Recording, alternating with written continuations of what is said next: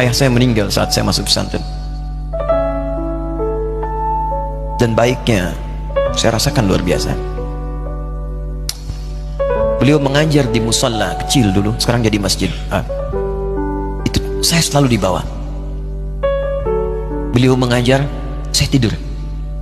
Sekarang gantian, saya mengajar, beliau tidur. Dan kadang dipangku, gendong sampai pulang. Saya pernah sengaja pura-pura tidur untuk ingin tahu apa yang dikerjakan ayah saya di jalan. Jaga betul supaya nggak bangun. Begitu saya disimpan di kasur dan bangun, diajak bercanda. Saya mau masuk pesantren, beliau nggak sempat ngantar. Saya bertemu, beliau menangis, peluk saya, minta maaf nggak bisa ngantar ke pesantren. Saya belum mengerti apapun saat itu. Saya bertekad, insya Allah saya belajar dengan sungguh-sungguh. Sepekan, 2 pekan saya dapat panggilan pulang.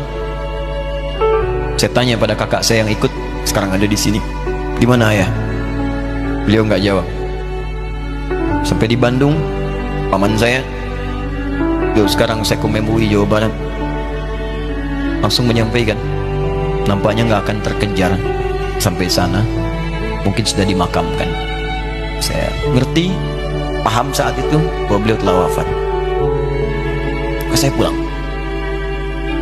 Maghrib saya sampai, saya dapati ibu di ruangan tengah.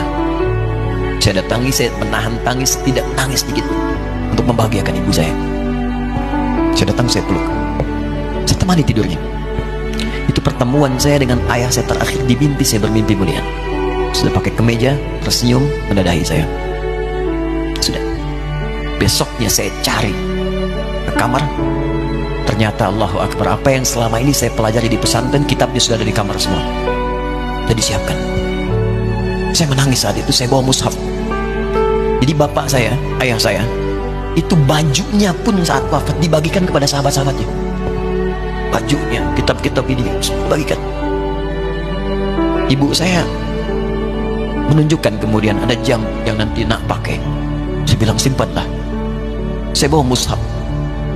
Dengan mushaf itu saya duduk di ruangan tengah, saya menghadap ke kiblat dan saya mohon kepada Allah, ya Allah, saya tak punya kemampuan lagi membahagiakan ayah saya saat hidup di dunia, tapi mohon jadikan setiap huruf dalam Al-Quran ini, ya Allah, pahalanya mengalir untuk ayah saya.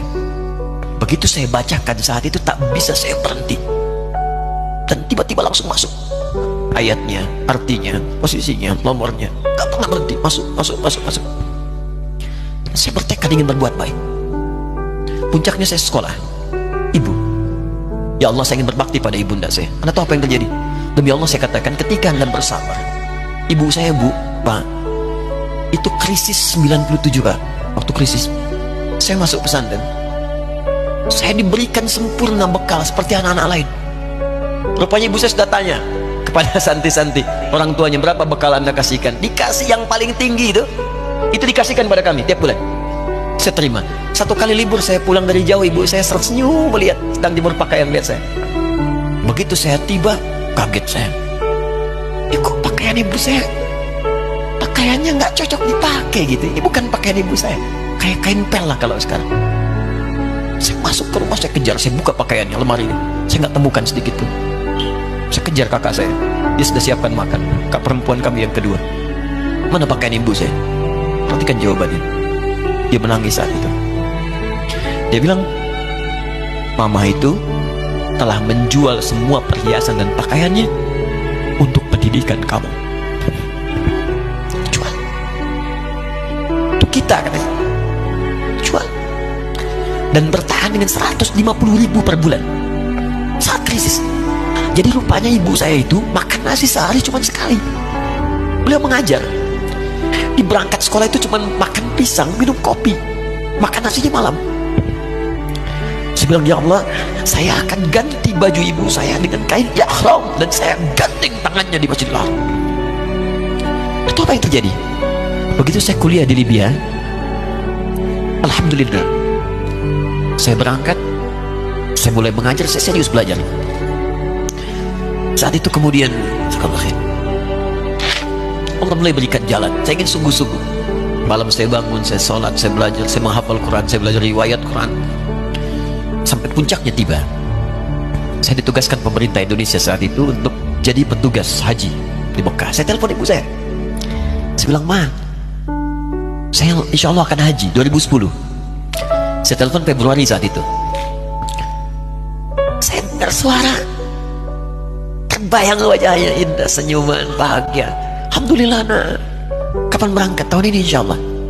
Saya bilang, dan saya tidak akan pernah berangkat kecuali mama pun akan berangkat. Terdengar nada pesimis tapi senyum. Dari mana katanya? Allah akan kasih, saya bilang. Saya sedang bekerja berusaha karena Allah. Mustahil Allah akan sia-siakan. Berapa butuhnya? Porsinya 25 juta. Kapan harus ada? Bulan Juni. Ya, jadi dari Februari ke Juni itu. Ya, Juli bukan Juni, Juli. Ya, jadi saya masih ingat bulan 7 5 bulan itu. Saya ibu, Pak, nabung saya. Saya beli tabungan, saya niatkan untuk ibu saya haji. Bulan Juli masih setor 25 juta. Jadi semua tabungan masukin situ. Ada yang ngajar ngasih, masukin situ. Masukin semua. Tepat sepekan sebelum itu kemudian didaftarkan, saya buka tabungan. Allahu Akbar, karunia Allah luar biasa. Tadi butuh berapa? 25 juta. Begitu dibuka, Masya Allah, 1 juta. Karena beasiswa nggak banyak, 1 juta. Tapi 3 hari sebelum daftar, entah dari mana ibu-ibu pengajian nih KBRI datang. Ustaz, ibu katanya mau haji juga ya? Ustaz mau haji ya? Ibu ikut ya? Sudah nggak usah dipikirin, nanti kami yang pikirkan semuanya. Tiba-tiba dikirim, bayar porsinya di sana, dapat koper paling besar. Bayangkan, tadinya kopernya belum datang, telepon lagi, nak koper belum datang katanya. Saya bilang, Ma, tenang aja, apa hajinya nggak jelas ini? Tidak jelas, saya bilang, insya Allah. Ya. Nah, cuman beritanya berbeda. Begitu saya telepon lagi, Ma, gimana bisa? Nah, telah keluar pengumumannya. Kapan, Ma? 2013. Loh, kan saya haji 2010, nggak bisa, harus 2010. Lihat kalimat ibunda saya. Nah, jangan pernah mengambil hak orang lain. Allah kasih 2013, Alhamdulillah. Saya bilang, Ma, kita tidak harus mengambil hak orang lain, tapi kita meminta kepada Allah yang memanggil kita. Boleh jadi Allah akan berikan tambahan kuota pada tahun ini. Doa lagi, minta, datang ke masjid. Tiba-tiba ada sedang oki di Istanbul saat itu, keputusan 1.000. Setiap ada 1.000 muslim, 1 kuotanya. Saat itu Indonesia dapat tambahan 22.000, termasuk ibu saya ada di situ. Ya, acara malam Al-Qadar 27 Ramadan, malam masih ingat betul, saya jadi MC dengan rektor pada saat itu. Saya nggak pernah bawa handphone, tiba-tiba handphone itu saya bawa, berbunyi kemudian telepon itu. Saya minta pada rektor izin, saya angkat dulu, diperkenankan. Saya kemudian ke belakang masjid, saya angkat. Tiba-tiba saya dengar suara sudah menangis. Nah, katanya, kenapa, Ma? Alhamdulillah, Mama bisa haji. Ternyata kuota itu termasuk ibu saya. 5 bulan, Pak. Pena biasa, nggak bayar tambahan, nggak ada macam-macam, bisa berangkat. Begitu saya berangkat duluan, saya tungguin betul di apartemennya, di maktabnya sampai datang. Begitu sudah datang, saya nggak sapa, saya lihat dari jauh. Bahagianya saya bisa mengganti pakaian tadi yang lusuh dengan kain ihram. Saya perhatikan, saya ikuti dari belakang. Di lift, saya ikuti. Di jalan, saya ikuti. Begitu sampai Masjidil Haram, saya gandeng tangannya. Ma, kita sama-sama. Labbaik Allahumma labbaik, labbaik la syarika lak labbaik. Saya tawaf, saya gandeng ibu saya lindungi supaya dapat kenikmatan dalam tawafnya. Begitu saya rasakan bagaimana Sayyidah Hajar bekerja keras untuk Ismail. Saya balas di situ, saya gandeng tangan yang kanan, saya minta pada Allah, muliakan ibu saya, Allah muliakan ibu saya, muliakan, berikan saya kesempatan membahagiakannya. Cuman yang kanan digandeng, yang kiri kosong, karena sudah tidak ada. Jadi ketika Anda belajar pun untuk menjadi ulama, Allah akan muliakan Anda. Orang tua Anda akan dapat bagiannya. Yang hafal Quran itu Musa, yang bisa haji bapak ibunya. Kemarin saya jadi Amirul Hajj dari kedutaan Saudi berangkat, membawa 350 orang rombongan. Siapa yang saya bawa? Ahli Quran, yang hafal Quran anak-anaknya. Ahmad Kamil yang haji, pengajarnya, murabbinya, ibunya, temannya, banyak yang berangkat. Yang berangkat siapa? Calon ulama. Dijadi ulama itu jangankan sudah jadi, kalau benar caranya, baru bergerak pun Allah pasti akan jaga. Kalau benar caranya.